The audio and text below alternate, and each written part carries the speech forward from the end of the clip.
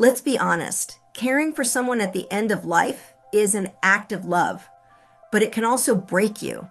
Today, we're talking about the hidden cost of dying at home and what every family needs to know. Most of the time, when we talk about dying with dignity, we picture a peaceful bedroom, soft music, and family gathered around. But we rarely talk about the person holding it all together behind the scenes. The daughter who hasn't slept in 3 days. The husband who is manually lifting his wife 5 times a day. The invisible backbone of healthcare, the family caregiver. If you feel like you are drowning in the middle of a sacred task, this video is for you. We're going to talk about the burnout, the boundaries, and the reality of what it takes to bring someone home. But before we dive in, a quick note.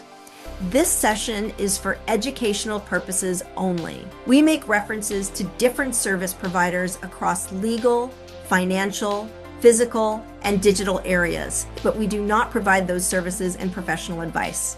I am here to educate, project manage, and empower you to build a final playbook.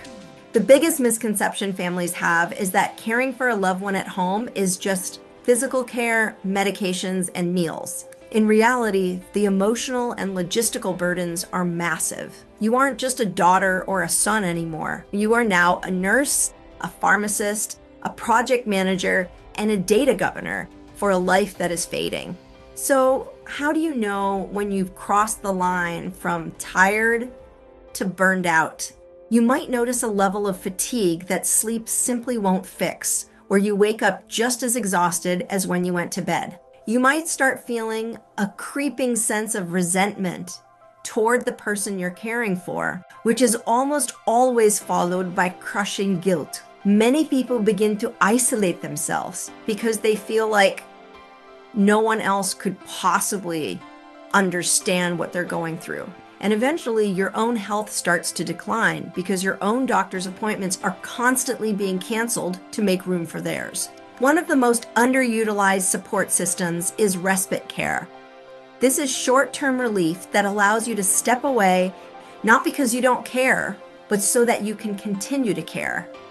Counseling and community programs are also vital. And let's talk about the digital side of this. Technology is changing the game for caregivers. We now have remote monitoring systems like sensors that can alert you if a loved one falls or gets out of bed. There are caregiving apps that function as central hubs to coordinate who is bringing dinner or sitting with dad so you don't have to send 50 texts a day. We even have online support groups where you can find your tribe of people who get it at 2 a.m. when the rest of the world is asleep. But tech can't solve everything. You still have to set boundaries. Communication is the only way to do that without the guilt. Shared responsibilities shouldn't be a favor people do for you. It should be a requirement of the family unit. The most important thing families overlook, it isn't the medical stuff, it's the paperwork. For example, there are 2 important documents that everyone should have when they are needing long-term care. The first one to consider, a financial power of attorney.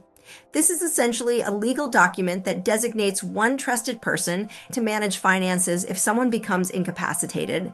Think bank accounts, bills, assets, ongoing expenses. Here's why it matters practically.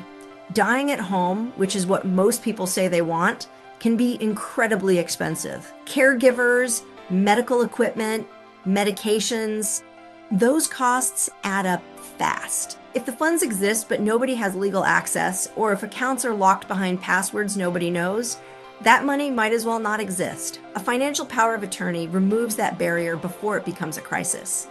The second document worth having, a medical advance directive. This one captures a person's medical wishes ahead of time, so doctors and family aren't guessing under pressure in an emergency. But at its core, this document is really asking one question.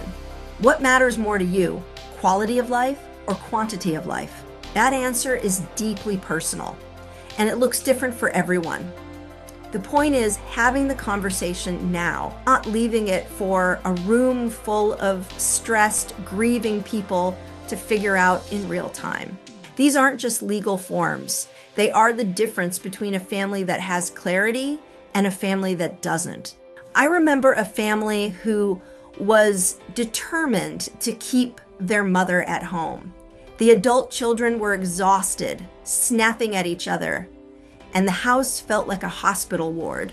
Finally, a change happened when they realized they couldn't do it alone. They needed professional help and brought in a hospice team, assigned shifts to different family and friends, and used a shared digital playbook to stay organized. Suddenly, they weren't just caregivers anymore. They could be in the tender moment with their mother, holding her hand instead of just changing her adult diapers.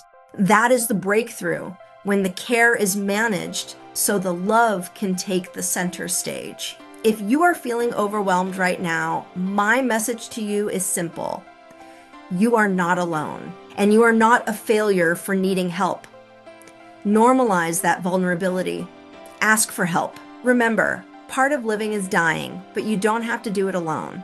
If you want to ensure your family is prepared for the unexpected, whether that's organizing medical wishes or securing your digital afterlife, I want you to visit finalplaybook.com and book a call with me. I will walk you through a peace of mind assessment and help you build your plan. So act now and keep your passwords safe and playbook up to date.